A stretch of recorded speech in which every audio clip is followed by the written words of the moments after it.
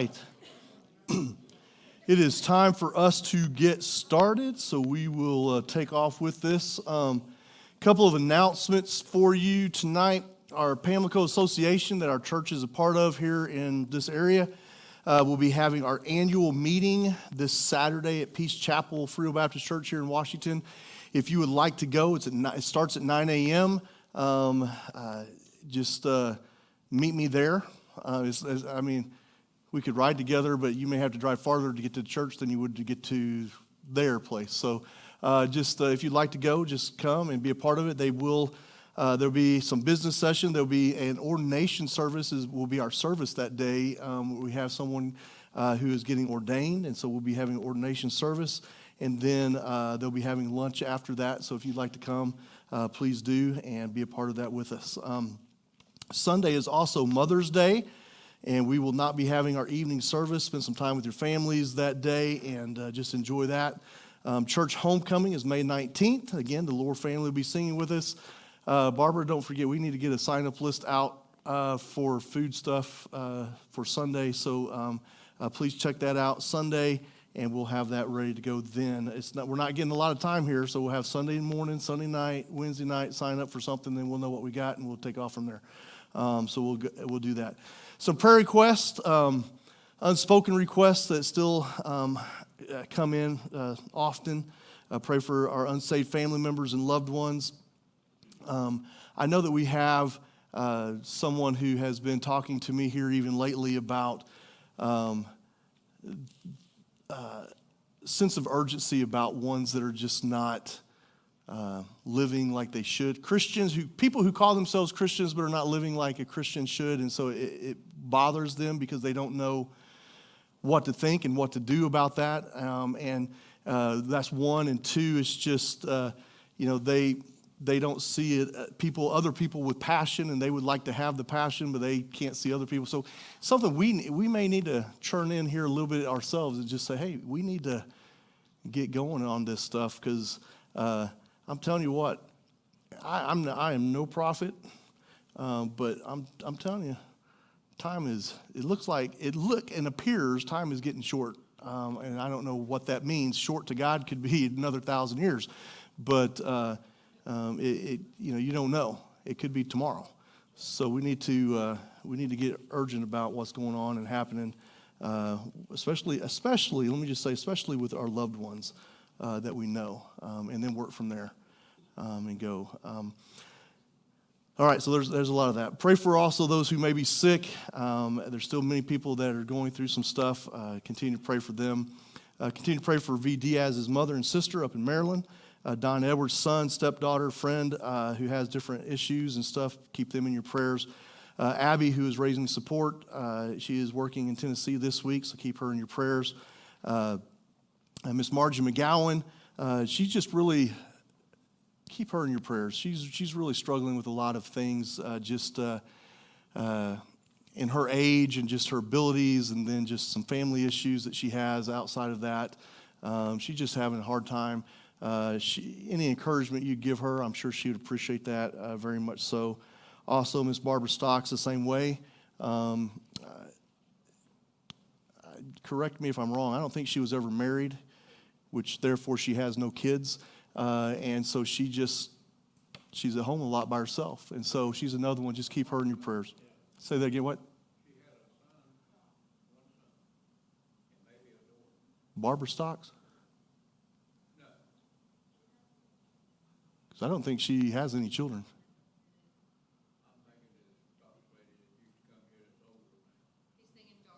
Doris Stocks. That was a while ago, but yes. But no, Miss Barbara, she lives right over here, just 2 blocks from the church. So, but yeah. Miss Margie Woolard. Sometimes we look at Margie and we think Margie Woolard, Margie McGowan, two different ones. Margie Woolard is David Woolard's mother. She has a lot of diabetes issues and a lot of things. Keep her in your prayers as well. Miss Sandra Buck, Miss Jean Smith, just still dealing with loneliness from Mr. Johnny's death, and so keep her in your prayers. Miss Chris Saller, just a lot of health issues that good day and bad day, just keep her in your prayers. Eddie Moss and his kidneys, Miss Beverly Adams' sister, Pat Meekins, Julie Smith's sister, who's in hospice, Lois Corey's boys and her husband, keep them in your prayers, Timothy Webster's mother, Billy Campbell's sister, who has Alzheimer's. I didn't want to type all this stuff on there that you gave me, so I have it right here. But Billy gave me some updates I wanted to share with you about some stuff going on with his sister. He said his sister has been doing pretty well, and she has been able to come home the past 2 Thursdays, and she stays until Monday. So he is making trips out there to pick her up on Thursday, brings her back here, and then Monday drives back out there, drops her off, and drives back here. Round trip, it's approximately 490 miles. And so just keep Brother Billy in your prayers as it's kind of wearing him down driving on the road, that far every week. And so keep him in your prayers because, he's getting old. And, he doesn't think as much as he used to. So just keep him in your prayers. But at least I'm giving you the warning. Monday and Thursdays, watch the road for Billy and do that. Also, his son-in-law, who had some problems here not too long ago, is improving. Still has 2 more surgeries to go, one on his heart and one on his kidneys. So keep him in your prayers as well. So that's some updates that Brother Billy gave me. Continue to pray for our Awana class and our teen class, our young adult class. Over there, they're doing very well, but keep them in your prayers. Awana is winding down. This is the last month for Awana until next September, so keep them in your prayers. They will be looking for some new teachers and some new able bodies there. If you'd be interested in any of that, please speak to Miss Erica about that. Continue to pray for Eric Pushman in Tennessee, who has leukemia. Sydney and Drew, who'll be leading an E-team to St. Croix this June. Chuck Warren, whose cancer is still shrinking. You got any updates anymore on that besides that? I don't know if I told you about the 2 lesions on the liver. One of them was starting to grow. Well, it's gone in reverse. It's shrinking. The other one is gone completely.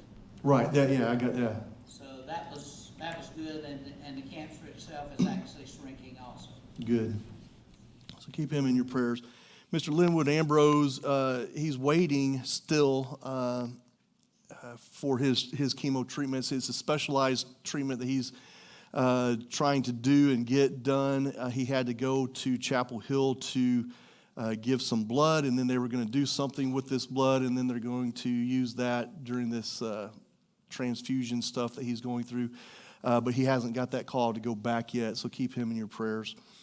Jesse Smith's friend, Blaney Taylor, who has cancer in the kidneys. Brenda Gillum's daughter, Christy, continue to pray for her. Richard James' friend, Irina's mother, who's in the hospital in Russia. Marty Martin's grandson, Malachi. I did see Malachi just a few minutes ago up in the teen class, and so, but just keep Malachi in your prayers. Bob and Jan Burrows, different health issues that they have. Adrian Boyd's aunt, who has brain cancer. Beverly Adams' granddaughter, who is going through some depression time. Ashley Harris's daughter-in-law's grandfather, I guess that's Ashley and Elizabeth, since Elizabeth's sitting here, who has lung cancer. Not Elizabeth, but their daughter-in-law's grandfather. Danny's grandma. Right, Danny. There you go. I couldn't think of Danny's name. I was just putting what I had here. Miles Alzad, continued health problems that he has, the little baby that he was here Sunday morning again, but just keep them in your prayers. Austin Cherry, who has cancer in his leg.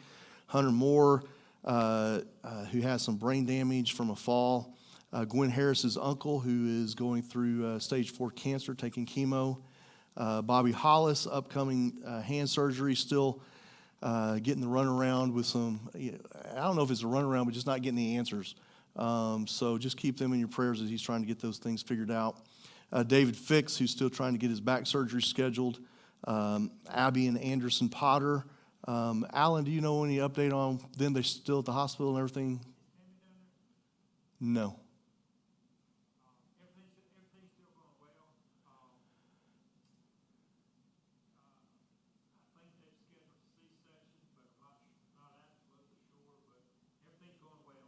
No, the baby's not distressed. Abby's not distressed. She's still in the hospital, but everything's going well with that. Just keep them in your prayers, because I know she would rather be at home and not sitting in a hospital for this long and longer. So keep them in your prayers. Marty Martin's brother-in-law, Ronnie Clark, who has some health issues, and his friend Marie Adams, who is having lung surgery. So just keep them in your prayers. Jesse Smith, did you get the result on that skin? Not yet. Still waiting on a skin cancer biopsy. So keep them in your prayers. Anything else that I may have not included on here? All right. Yes, ma'am, Ms. Lois. Jeff Perry. Herring? Perry, P-E-R-R-Y. Pairing. Has bulging distance to the point of carrying the wall. What'd she say? Jeff Perry.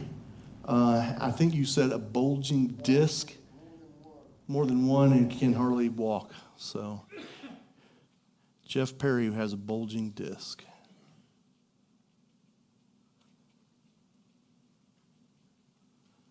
All right. Yes, ma'am. You don't have to put this on the list, but I'm going through some situations right now that I've got to make some very serious decisions about, And just pray for me, because I'll man, you know, those, because of some situations that right now, I just don't know how to deal with it. All right. So Brenda Gillum has some decisions that has to be made about some things. Just keep her in your prayers as they go through this, her and Larry both. All right. Raymond? To see if anything's come back from where they took the kidney out in November. Just pray it doesn't see nothing. All right, Raymond Jackson having a CAT scan. Did you say the 24th? 24th on his kidneys, just to see if the surgery still, everything went well from that. So keep him in your prayers. All right, well, let's pray, and we will continue on. God, thank you so much for all that you do for us. Thank you for your love. Thank you for being with us this week and all the different things that have been going on, Lord. And Lord, I just pray that you will continue to be with our church. And we thank you for the good day that we had Sunday. We thank you for those that were here.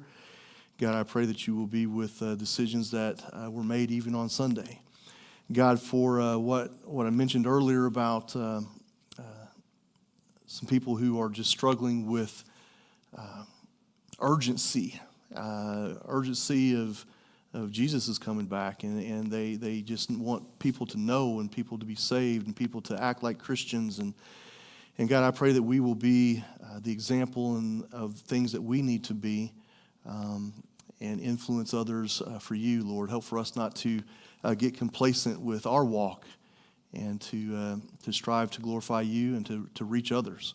And so, God, I pray that you'll be with us as we try to do that. God, for our unsaved family members and loved ones, Lord, I'm sure we have a lot of those and a lot that are just hard to the gospel. And so, God, I pray that we will continue to plant seeds there. And, God, we trust that you will continue to work from there. But, God, help for us to not to give up and not to quit on those things as well. God, for the other requests that we have mentioned tonight, Lord, I pray for some of our older ladies that are just at home and going through struggles of loneliness sometimes, struggles of just health issues. Lord, I pray that we will be the family that we need to be to them in light of them not having the other family there for them. And so, God, I pray that we will reach out, make phone calls, go by and visit, send a card, do something to reach out. And God, I know that we have some that are doing that. And God, I thank you for them. And I thank you for their ministry that they have. And God, I pray that we will, more people will join in with that and continue to reach out for people. God, for several that we have mentioned that have different health issues, Lord, there's several different kinds of health issues that we have mentioned, Lord. And I just pray that you'll be with each one of those that you'll have your hand on those, and you'll be with them. We thank you that Chuck Warren's cancer is getting good news about those things. And Lord, I pray that you'll continue to bless there, and that this cancer will just ultimately just go away. So God, we lift him up to you and pray for your blessings upon him as well. God, for these other ones that we have talked about tonight, Lord, I know that Bobby has been just struggling with just trying to get some answers. And so God, I pray that you will give him the answers that he needs, that they'll be able to get moving forward with this. And Lord, just light a fire under them, get them moving. And so God, we just ask for your help with that situation as well. God, I thank you that Malachi Allen is here. I pray that you'll continue to be with him. I thank you that he has a grandfather that brings him, a grandfather that prays for him and loves him. And so, God, we just thank you for that. And I pray that you'll be with Marty, give him the wisdom that he needs to have answers when he needs to have them. And so, God, I just lift them up to you and ask for your blessings upon them and their home. God, I thank you that baby Miles was here this past Sunday. And I continue to pray for him and his family, and just be with all of them during this time as well. God, for David Fix, who's still struggling to get this back surgery scheduled, Lord, I know he's had some problems that he's run into, and some of that's with insurance and other things, Lord, and I just pray that you'll just step in and take care of that as well. God, we thank you that Abby and Anderson are doing well, and the baby's doing well, and Lord, we just pray that you'll continue to bless them as they wait. I pray that the baby will grow and grow healthy, that Abby will be healthy as well, and that this baby will come with no issues and no problems. God, we pray for Jesse as he is waiting on those results about his biopsy, Lord. I pray that you'll give good results for that as well. God, for Jeff Perry, who Lois knows, who has this bulging disc issue and problems, I just pray that you'll be with him, that he'll get some relief from that as well. God, for Raymond's CAT scan that's coming up on the 24th, Lord, I pray that he'll get good results, that there won't be anything significant that has happened since then, that everything will look same and good. So, God, we ask for a good report for him. And, God, then for Miss Brenda, as she has a lot of important decisions that have to be made. God, you know what those are, and we just ask for your mercies upon her, for Larry, as the two of them go through these problems and these times, Lord, that they will get the answers that they need to be able to glorify you through them. And so, God, we just lift those up to you and ask for your blessings. God, we thank you again for our church. We thank you for the ones that are back in the different classes, the teachers that give of their time to teach our children and our young people and our young adults. And God, I just thank you for them. And I just pray that you will be glorified in their classes tonight. In Jesus' name we pray. Amen. I got to get my iPad turned back on here. All right, let's see if I can do this here. All right, bad joke of the day. I got two more Bible ones just to see what you do with these, okay? What did Daniel tell his real estate agent? Because you know he's looking for a house. He said, "I'd prefer a house without a den."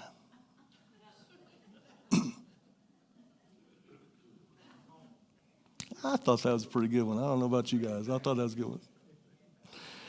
All right, another one is this. When was medicine first mentioned in the Bible?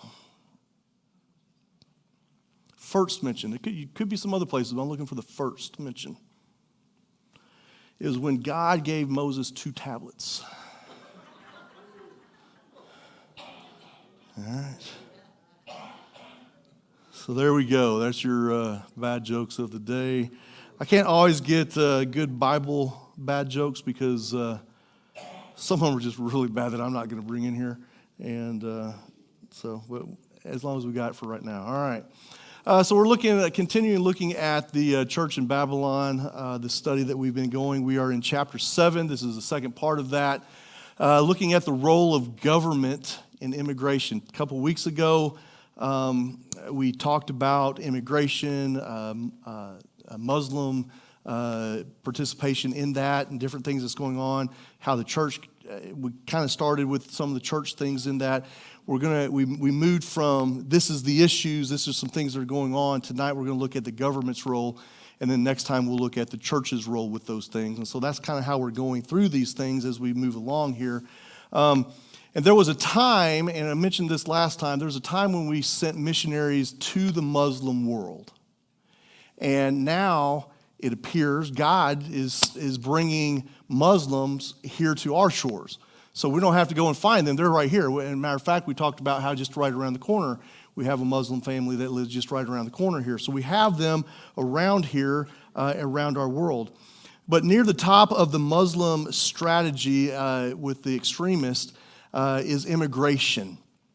To be more specific, the first major point in their strategy states to expand the Muslim presence by birth rate, immigration, and refusal to assimilate. And we see those things happening in our world today, not just in the United States, but in Europe and other places. We see those things happening. For Muslim extremists, the role of immigration is critical to advance their agenda. They want to be able to advance their agenda of taking over the world as far as one religion of Islam. And to them, immigration completes that more than just terrorism. Terrorism may scare you off. Terrorism may make you not want to be a part of it. But when you integrate into the society, when you come into them and immigration is there, then you can change things that way.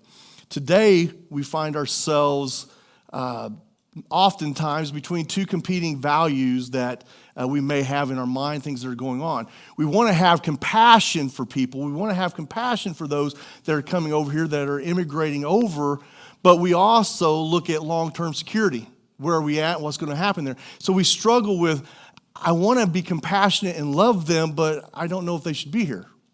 And so then we're like, I don't know, am I a horrible person because I feel this way, or am I just too soft because I feel this way? And we just struggle and we battle within ourselves about those things. In February of 2015, ISIS, if you remember ISIS, predicted that they would create such a conflict in Europe they would create such a conflict that Europe would be flooded with 500,000 refugees. And they were using this as psychological weapon to create instability and chaos in those regions. We're going to send these people out, and they're going to go off and do these things. And they started those things, if you remember, through wars, through conflicts that were going on, and people were running for their lives, trying to get away from that, and they're going into Europe because that's the closest place from northern Africa for them to get into, and so that's where they were going.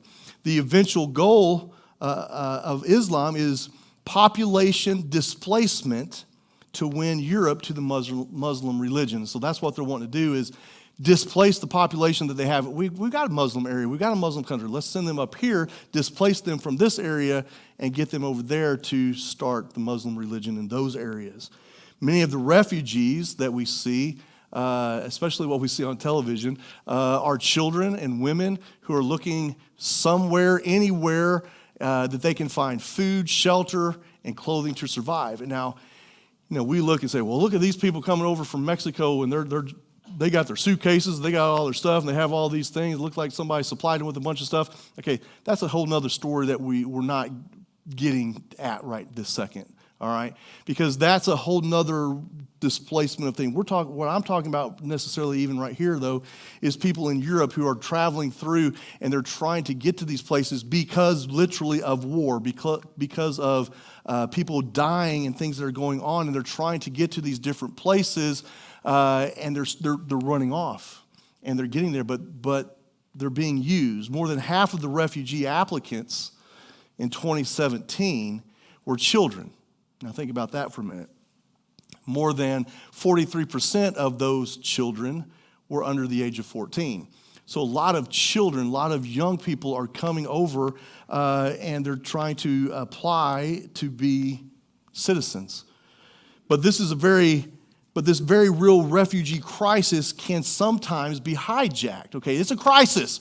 They're running for their lives, but it can sometimes be hijacked for the cause of Hydra, which means to immigrate in the cause of Allah, or to move to a new land in order to bring the Muslim faith to that region.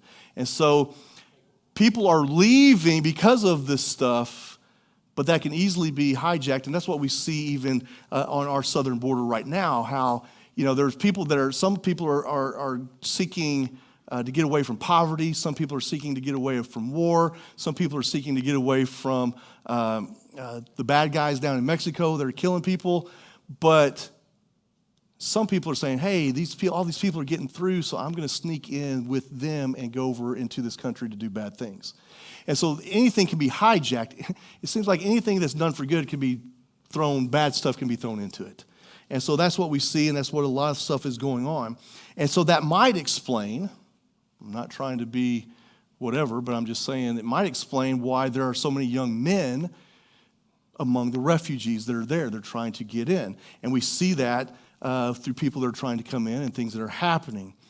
This is done, though, in obedience to the Quran, which says, whoever leaves his home as an immigrant to Allah and his messenger, and then death overtakes him, will be rewarded. So when you leave your home, you go to one of these places for Allah, for the messenger was Muhammad himself. And so if you're going over to these places and you die or something happens, listen, you'll be rewarded, so just keep going. Just keep flooding the gates until somebody gets through, because you'll be rewarded. And this is called jihad by immigration. And that's the term that people will use for these things. The mistake made by many well-meaning people is to transfer the role of the church to the role of the government. Now, where we live here, as I was going through this, and again, when I'm going through this, I'm trying to make this sound like I'm sharing with you, but my thoughts are in agreement with what's going on here. But a lot of this stuff is coming from the book that we're going through. But I also go and try to, as I'm reading stuff, try to do some other research and add some other little things to it. But as we go through these things, and I was thinking of this, Erwin Lutzer is from the Chicago area, and we are from Washington, North Carolina area. There's a big difference between what's happening in Chicago and what's happening in Washington, North Carolina. And some, if you've ever been to Illinois, which I was born in Illinois, but if you've ever been in Illinois is a Democrat state. North Carolina still is a conservative state, but I don't know how long that'll go, but it still is right now. But so it's a little different in the environment areas of the two places. So as we go through this, don't think I'm sitting up here saying, oh, we're just a bunch of horrible people, we need to change, because I think you'll all agree with a lot of the stuff that we're going to talk about, but we're still going to go through what he is talking about, because people will make, and you'll see it, you'll hear it, you may even know some people around here that I just don't know about. But they'll make the transfer of the role of the church and the role of the government. They're the same thing. And there are people that will say these things. One pastor has said, restrictive immigration is contrary to the gospel. So when you're restricting these immigrants and you're putting all these laws on, that's contrary to what the Bible says. But the state's overarching role is to protect its citizens both in the present and, as far as possible, for future generations. The role of the government is to protect its citizens. That's what it's supposed to be doing, and they're supposed to be looking at those things. The church says, whosoever will come. But the state, the government, does not say that. And we have to know that there's a difference between these two entities and the roles that both of them play. The Bible is often pressed into service on the part of those who would argue for what would almost be regarded as open borders policy. They'll say statements like what I'm going to share with you, but what he's saying here is a lot of times these people, they're well-meaning and these things, but they're using the Bible to press for open borders. They'll say, well, Jesus, and I've heard these. I mean, this is not just something that, oh, he's just saying it. I've heard these. Jesus and his family were refugees in Egypt, so we need to let them in. God is undocumented. We're turning away Jesus. We got to let them in. And so people will say these things. I don't know if my circle is bigger than yours as far as out of state, but yeah, I mean, people, especially the first one, Jesus and his family were refugees in Egypt, so how come we can't let them in? And so they're throwing the two roles of the church and the state together, taking it out of context as well. And we're going to talk more about that as we go along as well. Some people argue that opening our borders is fulfilling the Great Commission. I respectfully disagree with that statement, though. For one, the Great Commission says to go ye into all the world. It doesn't say open your doors and let everybody come into you. It says go to the world and see them. So I would respectfully disagree with that, but some people would argue that. And today we hear that it's un-American to restrict immigration. Now, that's being said all over our country right now. But historically, the United States has had strict rules regarding immigration. Historically, there has always been strict rules about immigration. This is where I got into parts that I really enjoy because I like history, and so I was looking at some of these things. But years ago, I visited Ellis Island in New York as part of a senior trip that I was on in high school. So I went to Ellis Island. And at Ellis Island, there was more than 21 million immigrants landed between 1885 and 1954. So a lot of immigrants were coming in through Ellis Island in New York. All arrivals were asked 29 questions, one of which was, how much money do you have, so that they could support themselves for a certain amount of time. They needed, in today's equivalent, they needed at least $600 in funds for them to be able to say, okay, come on in. Now, I don't know what exactly that was in that time, but whatever that equivalent was during those times, because those times changed during those certain years. But they were asked, how much money do you have? Are you going to be able to support yourself? At least for a few days, yes. I watched a show on Samsung Smart TV. Mm-hmm. It's about England, how they fly into England like steady. And first thing they asked them, how much money they got. If they don't have enough money to stay, they put it up on a place and right back. Right, and that's what the United States was doing during those certain times. But not only that, new arrivals were processed very quickly in the registry room. Public health service doctors looked to see if any of them wheezed, coughed, shuffled their feet, or limped when they came in. So they were checking out these people as they came in. And so can you imagine you're coming in during these times, and maybe you just were, your leg fell asleep and you're limping, you're kind of getting a little nervous about what's happening here. Children were asked their names to make sure that they weren't deaf or dumb. Toddlers were taken away from their mother's arms and made to walk. Show me that you can walk. Don't just hold the baby the whole time. And we're not talking about a baby, we're talking about a toddler. Can the baby walk?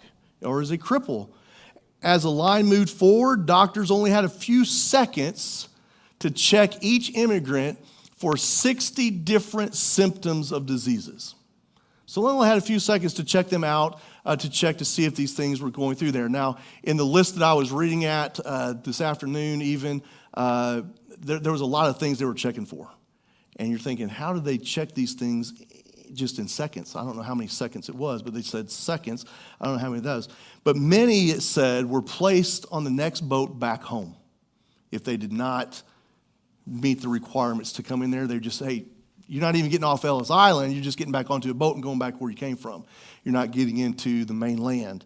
Some unskilled workers were turned away because they were feared to become a public charge, which means that they're going to come over here, they don't have any skills, they're just going to be bums, and we'll have to pay for them, and so we don't want that burden on society, so we're going to send them back where they came from. And so people were being sent back for certain and several different things. In all, about 2%, and it seems like when I was going through all this stuff and I'm reading all these things, I'm thinking, man, there's going to be a lot of people. But it said, and I got this not from the book necessarily, but from a website on this stuff. It said about 2%, which was about 120,000 people, were sent home. And often with tearful goodbyes from family members who were allowed into the country while their relatives were not allowed into the country. Think about some of the things that we have heard of in the last few years about some of that. Sometimes families were divided, with the mother being refused entry, and the father remaining in the country with the children, but the mother had to go back home. And that's what they did, and that's what was happening. Now, please understand, I'm not up here agreeing with all of the policies and everything that they had back then and all the stuff that was going through. What I'm trying to point out is that the United States has always had a high bar for entry. It's always been up there. There's always been these things. This is not just something that's come out here in the last couple of years with the presidents of my lifetime. This has been out for presidents before your lifetime. So this has been going around for quite a while. Muslims who are committed to living under the U.S. Constitution, I believe, should be welcomed. But some may be vulnerable more than others to radicalization. And we have to understand those things that are happening there. According to one theory, again, one theory, that doesn't mean that it's fact, it means it's a theory. A contributing factor to radicalization could be called acculturation. Acculturation. How would you say that? Acculturation? Pretty close, all right? For me that can't pronounce anything. Acculturation is the process of balancing two competing cultural influences. And so they're coming from a Muslim cultural country, family, home, place, environment into America. That's two big differences. And so they're struggling with that. In other words, if Muslims feel rejected in their host country, they will more likely be radicalized and become attracted to jihadist movements and groups that are trying to fight against those things because they just don't feel welcome. I come over here, I'm trying to find this piece of the American pie, and nobody accepts me. Everybody hates me, because of what happened on 9/11, and everybody just hates me. I didn't have nothing to do with it. I wasn't even born, and everybody hates me. And so all these things going through here, and so they feel rejected, and they just, hey, I'm not going to go into your stuff. I'm just going to go back to my own. And so they become radicalized. Obviously, the U.S. immigration police cannot predict what immigrants might do. We can't predict what they might do. But the government must continue to have reasonable policies in order to vet our immigrants. I believe that we should have those things. But I want us to understand, because here we are, I'm not trying to run for office here, but what we look at here is nowhere in the Bible does the idea exist that a country does not have the right to control its borders or determine who will come and live within its home. Nowhere in the Bible does it say you cannot do that. We have to understand it. And people will make arguments. Oh yeah, you said that. And I'll show you some things here. When Abraham left the promised land to go to Egypt, he did so with Pharaoh's knowledge and permission. He didn't just sneak in or come in or illegally climb a fence or whatever it is. The same is true when Jacob and his extended family came to Egypt. Pharaoh even gave them this plot, this area. This is where you'll be at in our country. This is where you can stay. They knew what was happening. They knew what was coming in. Now, we do know Joseph and Mary, because people will use that. Well, Joseph and Mary fled to Egypt because they were out there trying to kill all the babies. Well, they did, but again, I want you to understand something. Almost certainly, there's nothing biblically that I could back this up with. I'm just going to tell you that almost certainly what I believe is they did so with the permission of those who were guarding the borders. Because we know that people were protecting their areas, people were protecting their land. So if Joseph and Mary were fleeing for their life to get away from these things that are happening, I'm sure there was some kind of border, something that they had to go through in order to get into Egypt or to be allowed to stay in Egypt. But we also know that when the crisis was over, they left and went back home. They didn't go over there and stay there forever. They just went over there for some protection for a certain time, and then they went back home. So we know those things. Now, these biblical stories are descriptive and not meant to be a model, per se, for our nation's immigration policies, for what our government needs to stand for. These are things that we see in the Bible, we can read, and this is what happened here, these people, these certain things that happen, but it's not a model for how we should build our country, per se. There are several passages in the Old Testament where Israel is admonished to welcome strangers and foreigners. This is another one that I get all the time. Leviticus chapter 19, verse 34. You shall treat the stranger who sojourns with you as a native among you, and you shall love him as yourself, for you were strangers in the land of Egypt. I am the Lord your God. Well, I've gotten that one thrown at me several times as well. Well, people should be coming in because, hey, this is what the Bible says, that we should welcome them in and love them and do this. I'm not going to say friend. I've got acquaintances, pastor acquaintances, who have pushed more towards the woke side of things that will use this verse quite often, saying this is why we should allow all this stuff in immigration coming in here. It's biblical. This is what the Bible says, and we should have these things, and we need to follow this stuff. And they get real political about it in talking about those things. It makes me upset, but that's me, and I'm just sharing that. Probably sharing too much, but that's okay. But what we have to understand is these texts are certainly not to be applied to our present day immigration policies, the stuff that is talking about here. Now, why? Well, for one thing, Israel lived under a theocracy. So all who joined them were expected to assimilate to their culture, to their country, by accepting Israel's culture and their religion. So if you're going to come in here, accept them in here. If they're willing to come in here and join your culture, join your religion, because we have a theocracy that we go by. This is what we're having because we serve the Lord God. That's how it was going back in those times, in the Old Testament days. So they say, yeah, welcome them in.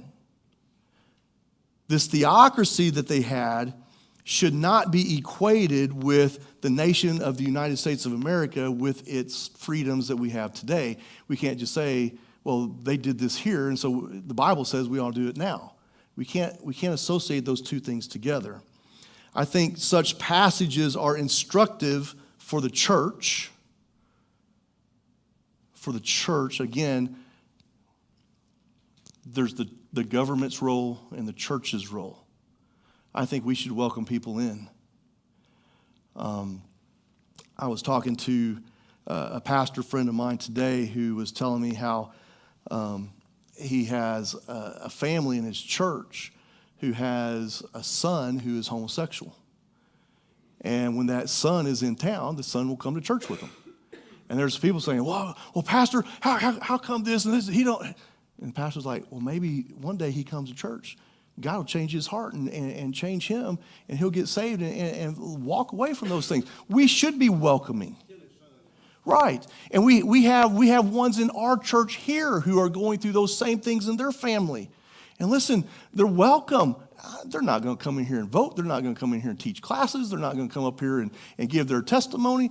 But they're welcome because everyone needs to know about God and God's love for them. And so they should be welcomed. But certainly, the state should be compassionate whenever it can. But it is not the first consideration that they should always have, compassion. The state is called to protect its citizen, to preserve order, and to hand out punishment when needed. That's what the state, the government is supposed to be about. Can you imagine a state, a government, the United States run by the commands in the New Testament that apply to us as Christians inside the church? If our government ran according to what the church Jesus tells us that we should do. For example, can you imagine when a foreign power, figuratively speaking, smites the state, should the state turn the other cheek? Well, Iran just dropped 4 bombs over on California, and we just need to turn the other cheek. So that's, should that biblically thing be applied there? Should the state bless the nation that curses it?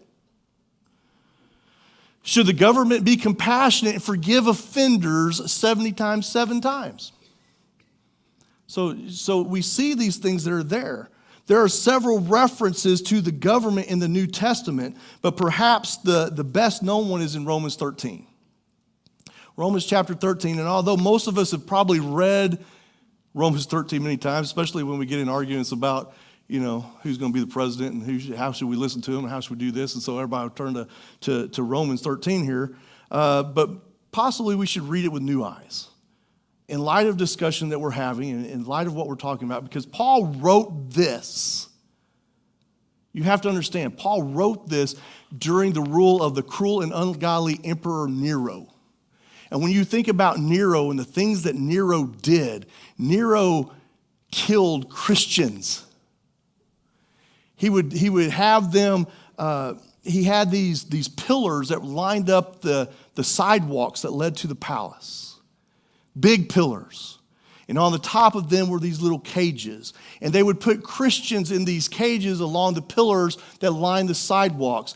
And then when it was starting to get dark, they'd pour oil on top of these Christians and then light them on fire so that his sidewalks would be lit at night by burning Christians.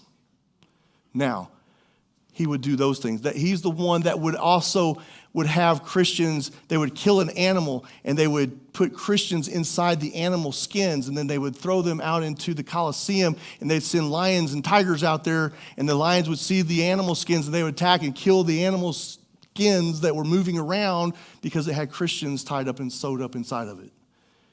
And so he was killing them left and right. Nero, bad guy. Paul was writing this during that time. And Paul said, let every person be subject to the governing authorities. For there is no authority except from God, and those that exist, those governments that exist, have been instituted by God. Therefore, whoever resists the authorities resists what God has appointed, and those who resist will incur judgment. For rulers are not a terror to good conduct, but to bad. Would you have no fear of the one who is in authority? Then do what is good, and you will receive his approval, for he is God's servant for your good. But if you do wrong, be afraid, for he does not bear the sword in vain, for he is the servant of God, an avenger who carries out God's wrath on the wrongdoer. I don't know what all these people were doing, but Paul is trying to tell them, listen to these people that God has placed in authority. Listen to what they're trying to tell you. The government is an avenger. Again, think of the discussion that we're going through tonight. Don't let your mind wander off to something else and start jumping on something else here. Stay with me here. The government is an avenger. It bears the sword. It should be both respected and feared. In the Capstone Report article, Repairing Evangelical Political Theology, the writer comments the following. He says this: for the Christian, the state possesses and always has possessed the power over who it allows into its borders. There is no inalienable right to access a land or territory based on any Old or New Testament text. The Bible does not say that anybody can just come in to your country whenever they want to. The Bible does not say that. The state exists to create order so that we can live in it safely. One of America's founding fathers, Alexander Hamilton, he already foresaw the need to exercise care in admitting foreigners indiscriminately. He saw these things happening. He saw what was going on. He knew people were coming over from England and other places. He knew what was going on here. And so he wrote the following in one of his speeches. He said this: the safety of a republic depends essentially on the energy of a common national sentiment, on a uniformity of principles and habits. The United States have already felt the evils of incorporating a large number of foreigners into their national mass. It has served very much to divide the community and to distract our councils. To admit foreigners indiscriminately to the rights of citizens the moment they put foot into our country would be nothing less than to admit the Grecian horse into the citadel of our liberty and sovereignty. That's what Hamilton said, Alexander Hamilton said. We gladly welcome foreigners into our country, but the government must do its best to make certain that they're people who are committed to the American values, to our national sentiment, as Hamilton said. They should be people that are coming here for those reasons. The government has the responsibility of controlling the borders, both for the causes of national security, right then, as well as long-term consequences that when you bring mass immigration come in, when you have 2 million people crossing the border, undocumented, and we don't know who they are. See, those things go against what we should be doing because you're going to cause chaos. And we see that chaos happening today. I would agree that our present legal immigration system is probably broken. It's not going the way it should go. The process needs to be streamlined rather than having all the red tape that it has. Fraud, delay, unacceptable costs, many inconsistencies throughout it. There's a lot of things that are happening here. There are people that are coming over here legally. There are people that are coming over here the correct ways, but they're having to go through all this red tape, fill out all these paperwork, do it again, do it 3 times. There's fraud. If you got a little bit more money, we'll make it go faster. And all of these things that are happening, the inconsistencies, those things need to be cleaned up. Untold number of people are suffering because of our government's gridlock and political alliances that they have. But securing our borders, I believe, should be part of our government's first priority. Securing our borders, who we are. Of course, the church, as people in the church, we can exert influence on our government's leaders and lobby for laws that many Christians think should be changed. We don't like something, there's a process that we can go through as Christians. We can go and vote. You know, if you didn't vote in the last election, don't complain about who gets elected. You know, that's what we need to do. But ultimately, the government must keep national priorities in mind. That's what they need to be doing. Slanderous attacks often leveled at those who are in favor of secure border, people are often called racist, haters, you're unchristian, worse. If I say I think we should have secure borders, we should do these things to secure our borders, then I'm called a racist because I'm not letting in certain people, or I'm called a hater. You just hate people. You're not very Christian. You're a pastor. You don't think that? Well, you get called all kinds of things, and other people do as well. But there are good reasons to believe that secure borders and strict legal immigration policy that punishes violators is best for the nation as a whole, especially the long term as we go forward and see what happens from here. We must continue to debate questions such as how many refugees or immigrants can we reasonably welcome each year into our country? How many can we allow in here? That seems to go up and down all the time. We need to encourage our government to continue a thorough vetting process of refugees that come through here. Don't just let them in and just say, oh, well, you've been here a certain time, we'll just sign you off and you'll be okay. I don't believe that's right as well. We have laws, we have rules that need to be taken care of.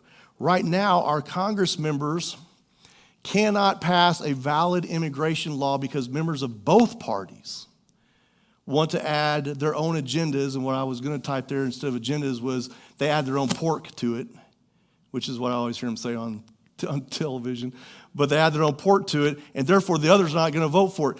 And let me say this, that's both parties.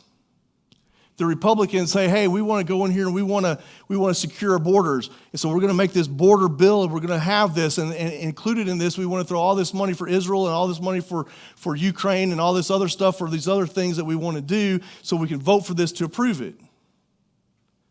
Well, the Democrats say, well, I don't want to do all those things. I don't want to do that stuff. So they say, no, we're not going to vote for it. So it doesn't pass. Then the Democrats say, hey, we want to do some other things to upgrade some of our immigration policies, and so they throw something out there, and then they say, but we want to add, abortion rights, and we want to add, LGBTQ things and all these stuff, and so the Republicans say, well, no, we're not going to vote. So nothing happens on both sides. It's not one over the other. Both sides do it to each other all the time, and so they're always fighting against these things, and so nothing's going to happen. And so I'm not sure that we will ever have an agreement in our country on border security in our government in my lifetime.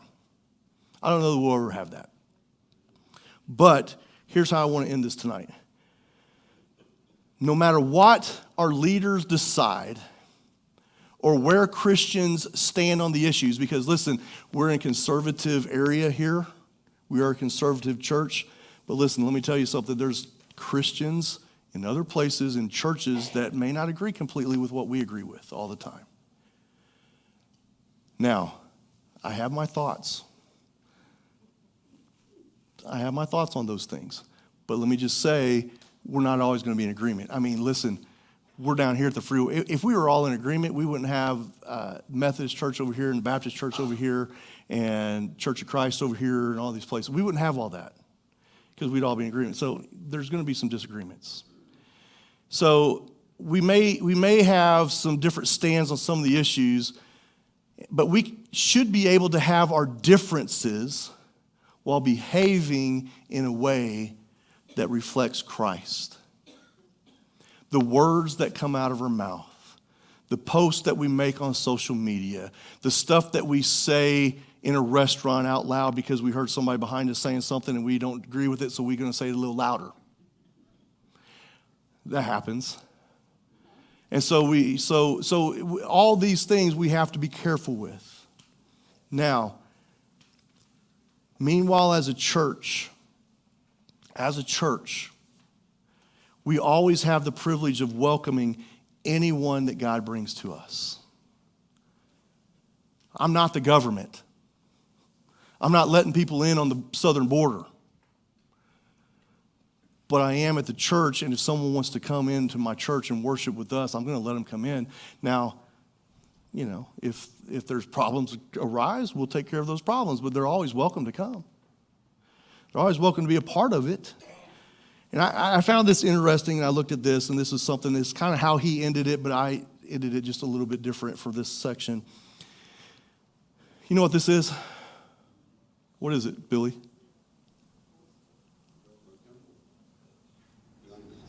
That is the Great Seal of the United States of America. All right? The arrows and the olive branch together symbolize that the United States has a strong desire for peace, but will always be ready for war. All right? That's the symbol that is given there, and that's where I got off of their website. All right? The cross that we have right here behind me symbolizes the love that Jesus has for his church. I'm not the government. This church is not the government. We are here, we exist here as a church to proclaim the cross of Jesus to a world that needs it. That's what we're here to do. That's what we need to remember. Listen, your vote matters. Getting out there and doing things matters, but listen, we as a church are not the government in how we handle certain situations. And we have to remember that in what we do. Love people like Jesus loved them. That's what we're called to do. Next week, we're going to look at the role of the church. Let's pray. God, thank you so much for loving us, for providing for us. And God, regardless of what I see on the news and regardless of all the things that are going on around me, Lord, I still believe that we live in the greatest country in the world. And I have friends of mine that live in other countries, and they believe the same thing about their countries. And that's fine. But God, help for me to understand that regardless of where I live, that I am just passing through on my way to heaven. God, I'm a citizen of heaven. I'm an heir with Jesus Christ. So God, help for me to live my life in a way that proclaims you. God, help for me not to confuse the role that the church should play versus the role that the government plays. And God, as I look around and see, there's so many churches that do that. So God, I pray that we will be here to reach the world for Jesus, no matter what's going on. Reach the world for Jesus.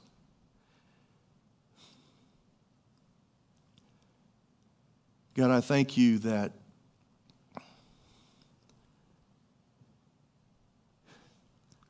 we've seen so many new faces here recently.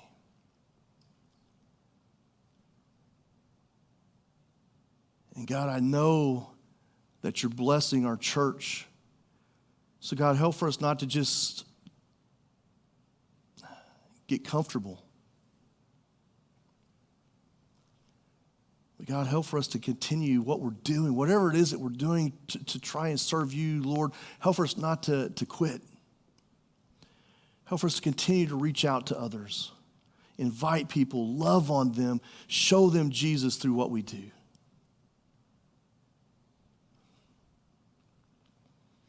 So God, I thank you for what you've done, the blessings that you've given us. And God, I pray for your continued blessings upon our church, upon our people. God, for those who are sick, Lord, I pray that you'll lift them up. God, for those who are discouraged, I pray that you'll give them encouragement. God, for those who are struggling, God, I pray that you'll give them answers. But God, help for us to be a church that honors you. So God, we thank you for all that you have done for us. And God, what you're going to